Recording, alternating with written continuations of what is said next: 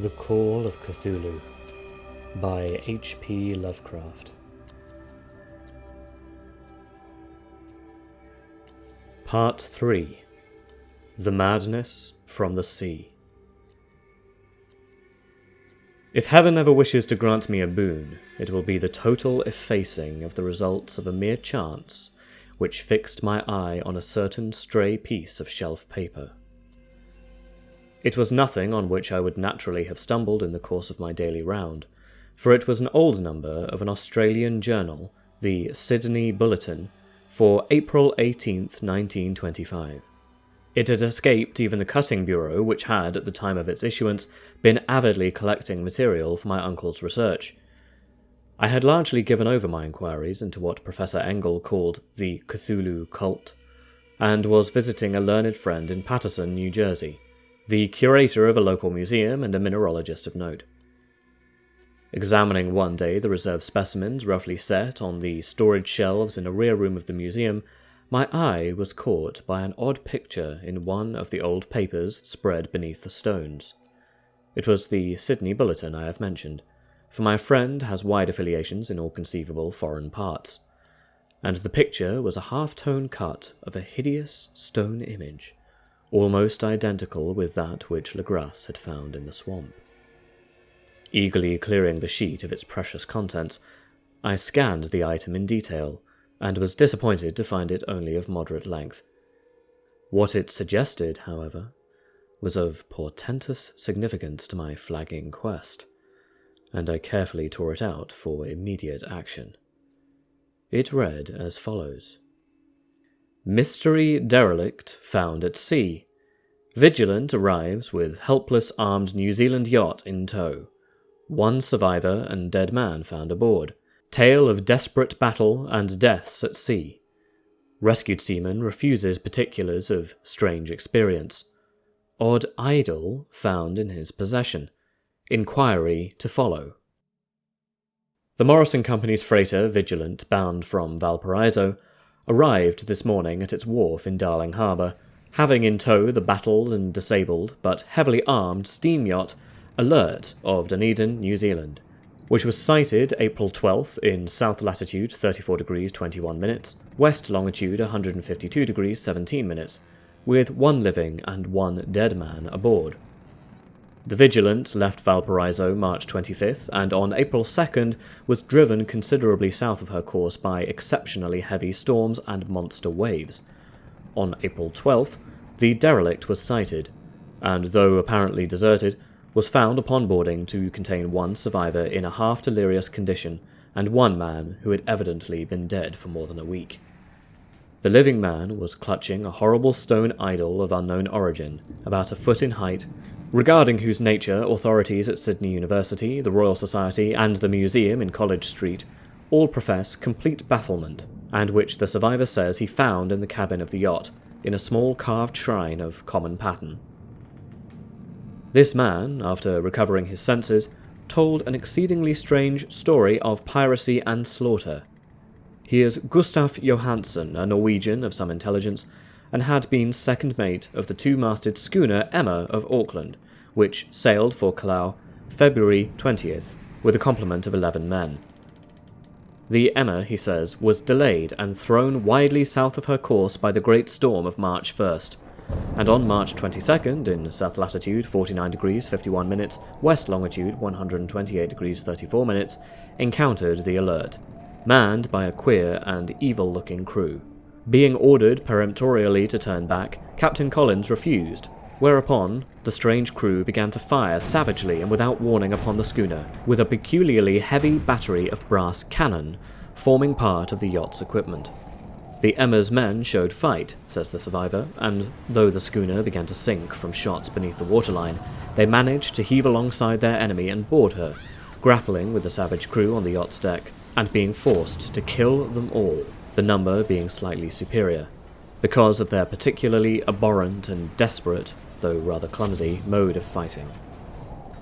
3 of the Emma's men, including Captain Collins and First Mate Green, were killed, and the remaining 8 under Second Mate Johansen proceeded to navigate the captured yacht, going ahead in their original direction to see if any reason for their ordering back had existed. The next day, it appears they raised and landed on a small island, although none is known to exist in that part of the ocean, and 6 of the men somehow died ashore, though Johansen is queerly reticent about this part of the story, and speaks only of their falling into a rock chasm. Later, it appears he and one companion aboard the yacht had tried to manage her, but were beaten about by the storm of April 2nd. From that time until his rescue on the 12th, the man remembers little, and he does not even recall when William Bryden, his companion, died. Bryden's death reveals no apparent cause, and was probably due to excitement or exposure. Cable devices from Dunedin report that the Alert was well known there as an island trader and bore an evil reputation along the waterfront. It was owned by a curious group whose frequent meetings and night trips to the woods attracted no little curiosity. It had set sail in great haste just after the storm and earth tremors of March 1st. Our Auckland correspondent gives the Emma and her crew an excellent reputation, and Johansen is described as a sober and worthy man. The Admiralty will institute an inquiry on the whole matter beginning tomorrow, at which every effort will be made to induce Johansen to speak more freely than he has done hitherto. This was all, together with the picture of the hellish image. But what a train of ideas it started in my mind. Here were new treasuries of data on the Cthulhu cult, and evidence that it had strange interests at sea as well as on land. What motive prompted the crew to order back the Emma as they sailed about with their hideous idol? What was the unknown island on which 6 of the Emma's crew had died, and about which the mate Johansen was so secretive? What had the Vice-Admiralty's investigation brought out, and what was known of the noxious cult in Dunedin? And most marvellous of all, what deep and more than natural linkage of dates was this which gave a malign and now undeniable significance to the various turns of events so carefully noted by my uncle? March 1st, February 28th according to the international dateline, the earthquake and storm had come. From Dunedin, the Alert and her noisome crew had darted eagerly forth as if imperiously summoned. And on the other side of the earth, poets and artists had begun to dream of a strange, dank, cyclopean city, whilst a young sculptor had moulded in his sleep the form of the dreaded Cthulhu.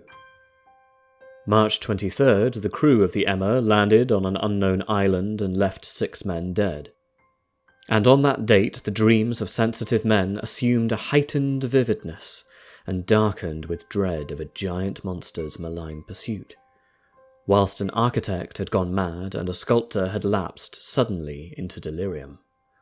And what of this storm of April 2nd, the date on which all dreams of the dank city ceased, and Wilcox emerged unharmed from the bondage of strange fever?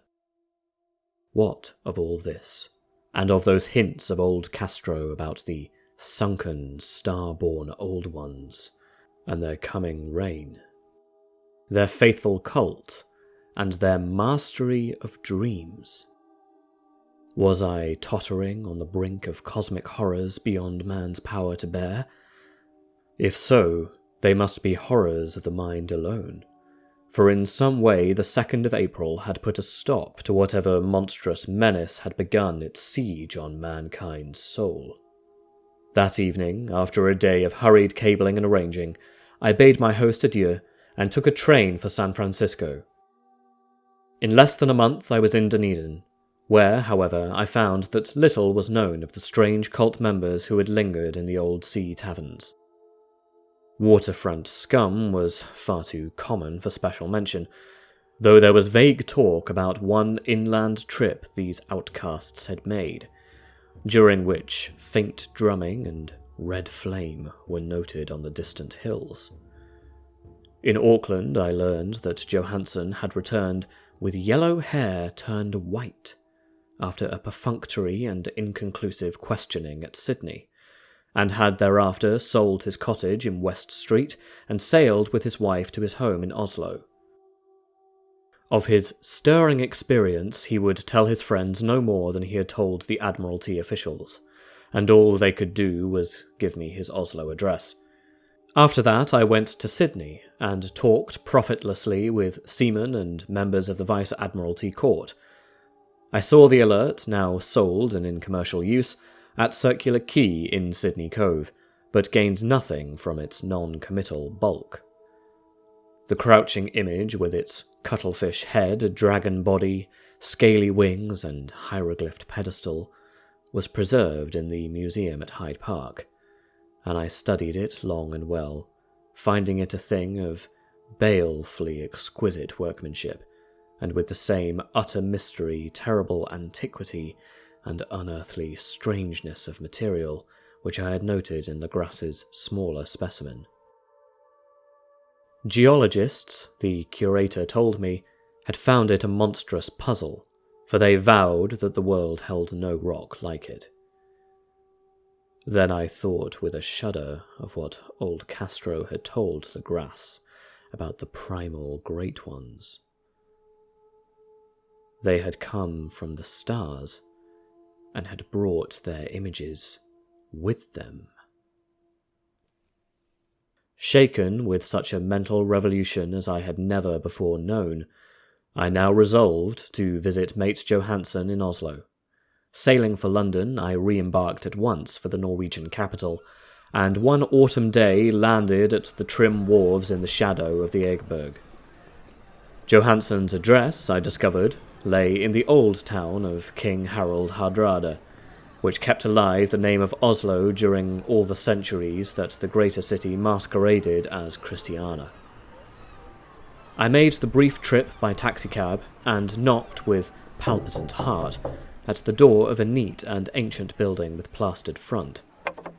A sad-faced woman in black answered my summons, and I was stung with disappointment when she told me in halting English that Gustaf Johansen was no more. He had not survived his return, said his wife, for the doings at sea in 1925 had broken him. He had told her no more than he had told the public, but had left a long manuscript of technical matters, as he said, written in English, evidently in order to safeguard her from the peril of casual perusal. During a walk through a narrow lane near the Gothenburg dock, a bundle of papers falling from an attic window had knocked him down. 2 sailors at once helped him to his feet, but before the ambulance could reach him, he was dead. Physicians found no adequate cause for the end, and laid it to heart trouble and a weakened constitution. I now felt, gnawing at my vitals, that dark horror which will never leave me till I too am at rest, accidentally or otherwise. Persuading the widow that my connection with her husband's technical matters was sufficient to entitle me to his manuscript, I bore the document away and began to read it on the London boat. It was a simple, rambling thing, a naive sailor's effort at a post-facto diary, and strove to recall day by day that last awful voyage.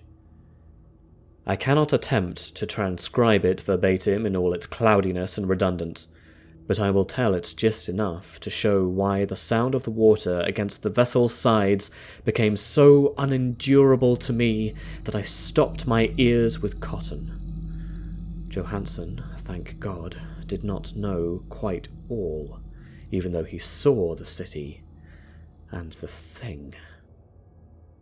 But I shall never sleep calmly again when I think of the horrors that lurk ceaselessly behind life in time and in space, and of those unhallowed blasphemies from elder stars which dream beneath the sea, known and favoured by a nightmare cult, ready and eager to loose them on the world whenever another earthquake shall heave their monstrous stone city again to the sun and air.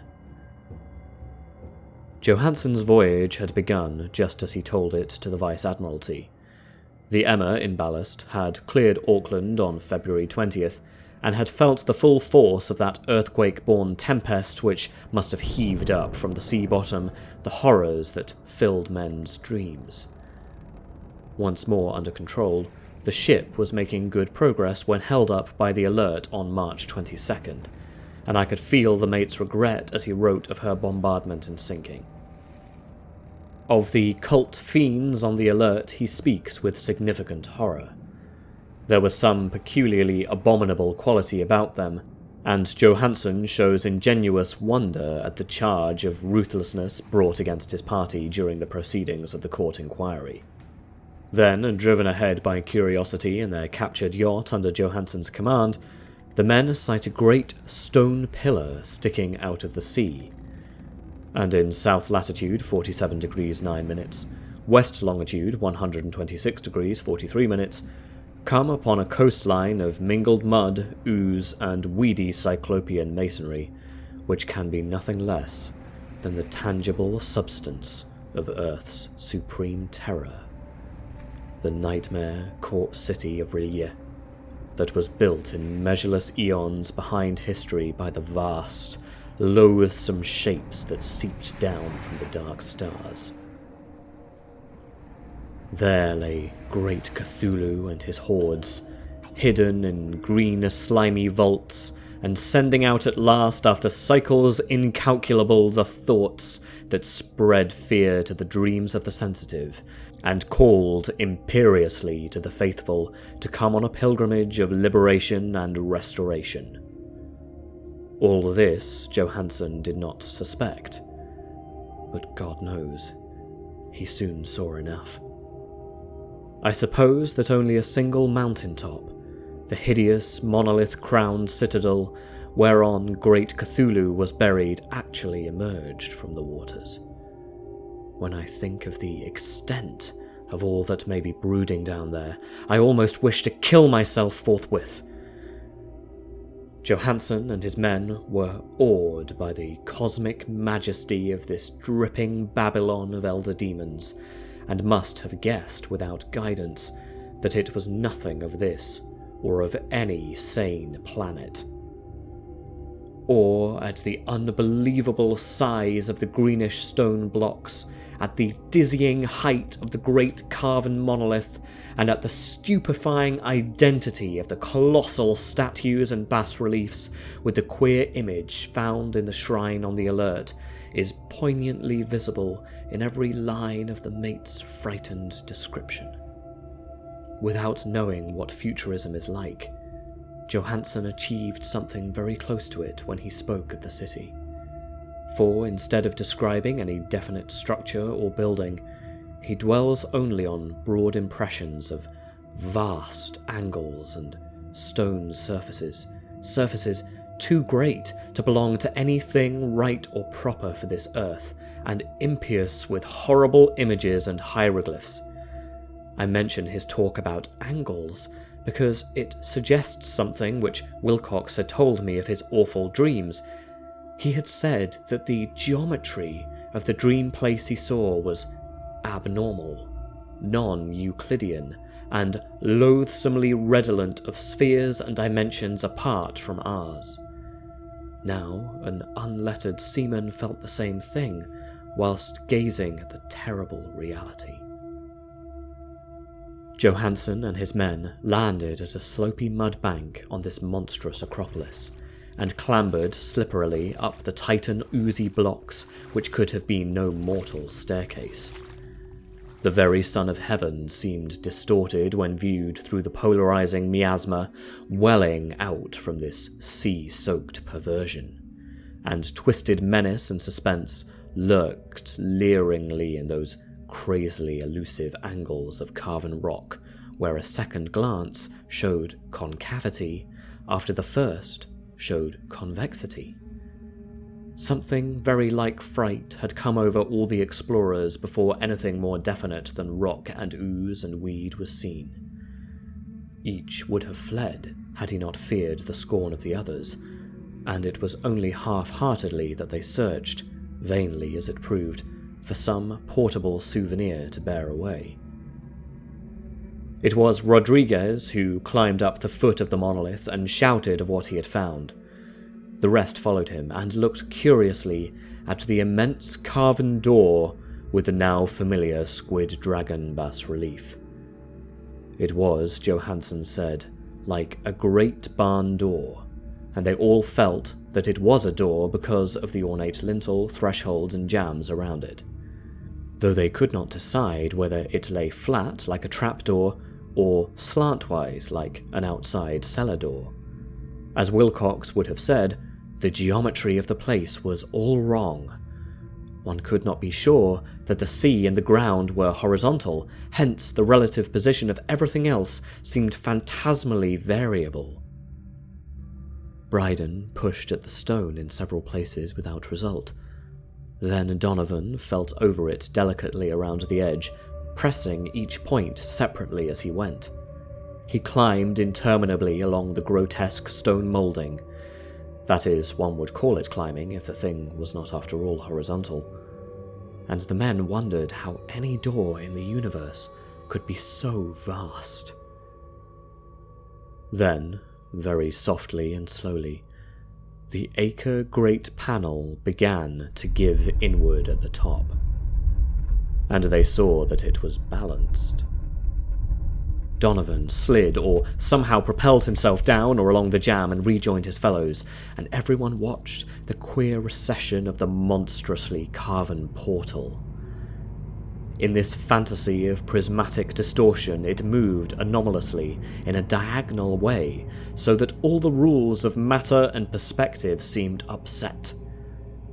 The aperture was black, with a darkness almost material. That tenebrousness was indeed a positive quality, for it obscured such parts of the inner walls as ought to have been revealed, and actually burst forth like smoke from its eon-long imprisonment, visibly darkening the sun as it slunk away into the shrunken and gibbous sky on flapping, membranous wings. The odour arising from the newly opened depths was intolerable, and at length the quick-eared Hawkins thought he heard a nasty, slopping sound down there. Everyone listened. And everyone was listening still when it lumbered slobberingly into sight and gropingly squeezed its gelatinous green immensity through the black doorway into the tainted outside air of that poisoned city of madness. Poor Johansen's handwriting almost gave out when he wrote of this. Of the 6 men who never reached the ship, he thinks 2 perished of pure fright in that accursed instant. The thing cannot be described. There is no language for such abysms of shrieking and immemorial lunacy, such eldritch contradictions of all matter, force, and cosmic order. A mountain walked or stumbled. God, what wonder that across the earth a great architect went mad, and poor Wilcox raved with fever in that telepathic instant. The thing of the idols, the green, sticky spawn of the stars, had awakened to claim his own. The stars were right again, and what an age-old cult had failed to do by design, a band of innocent sailors had done by accident. After vigintillions of years, great Cthulhu was loose again, and ravening for delight. 3 men were swept up by the flabby claws before anybody turned. God rest them if there be any rest in the universe. They were Donovan, Guerrera, and Angstrom. Parker slipped as the other 3 were plunging frenziedly over endless vistas of green-crusted rock to the boat, and Johansen swears he was swallowed up by an angle of masonry which shouldn't have been there, an angle which was acute but behaved as if it were obtuse. So only Bryden and Johansen reached the boat and pulled desperately for the alert as the mountainous monstrosity flopped down the slimy stones and hesitated floundering at the edge of the water. Steam had not been suffered to go down entirely, despite the departure of all hands of the shore, and it was the work of only a few moments of feverish rushing up and down between wheel and engines to get the alert underway. Slowly, amidst the distorted horrors of that indescribable scene, she began to churn at the lethal waters, whilst on the masonry of that charnel shore that was not of earth, the titan thing from the stars slavered and gibbered like Polypheme cursing the fleeing ship of Odysseus. Then, bolder than the storied Cyclops, great Cthulhu slid greasily into the water and began to pursue with vast, wave-raising strokes of cosmic potency. Brydon looked back and went mad, laughing shrilly as he kept on laughing at intervals till death found him one night in the cabin whilst Johansen was wandering deliriously. But Johansen had not given out yet. Knowing that the thing could surely overtake the alert until steam was fully up, he resolved on a desperate chance, and, setting the wheel for full speed, ran lightning-like on the deck and reversed the wheel. There was a mighty eddying and foaming in the noisome brine, and as the steam mounted higher and higher, the brave Norwegian drove his vessel head-on against the pursuing jelly, which rose above the unclean froth like the stern of a demon galleon. The awful squid head, with writhing feelers, came nearly up to the bowsprit of the sturdy yacht, but Johansen drove on relentlessly. There was a bursting as of an exploding bladder, a slushy nastiness as of a cloven sunfish, a stench as of 1,000 open graves, and a sound that the chronicler could not put on paper.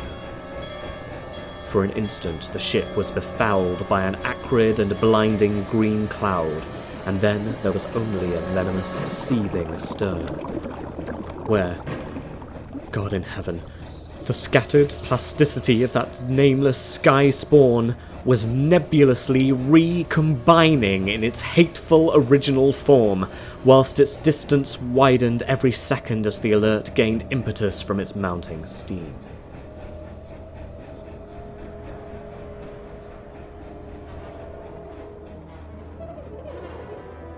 That was all. After that, Johansen only brooded over the idol in the cabin, and attended to a few matters of food for himself and the laughing maniac by his side. He did not try to navigate after the first bold flight, for the reaction had taken something out of his soul. Then came the storm of April 2nd and a gathering of the clouds about his consciousness. There is a sense of spectral whirling through liquid gulfs of infinity, of dizzying rides through reeling universes on a comet's tail, and of hysterical plunges from the pit to the moon, and from the moon back again to the pit, all livened by a cachinnating chorus of the distorted, hilarious elder gods and the green, bat-winged, mocking imps of Tartarus. Out of that dream came rescue, the Vigilant, the Vice-Admiralty Court, the streets of Dunedin, and the long voyage back home to the old house by the Egerberg. He could not tell, they would think him mad. He would write of what he knew before death came, but his wife must not guess. Death would be a boon if only it could blot out the memories. That was the document I read, and now I have placed it in the tin box, beside the bas-relief and the papers of Professor Engel. With it shall go this record of mine, this test of my own sanity, wherein is pieced together that which I hope may never be pieced together again. I have looked upon all that the universe has to hold of horror, and even the skies of spring and the flowers of summer must ever afterward be poison to me. But I do not think my life will be long. As my uncle went, as poor Johansen went, so I shall go. I know too much. And the cult still lives. Cthulhu still lives too, I suppose, again in that chasm of stone which has shielded him since the sun was young.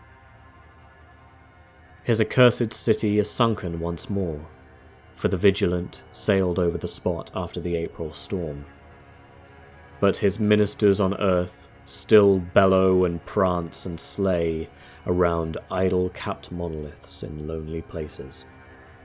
He must have been trapped by the sinking whilst still in his black abyss, or else the world would by now be screaming with fright and frenzy. Who knows the end? What has risen may sink, and what has sunk may rise. Loathsomeness waits and dreams in the deep, and decay spreads over the tottering cities of men. A time will come, but I must not and cannot think. Let me pray that, if I do not survive this manuscript, my executors may put caution before audacity, and see that it meets no other eye.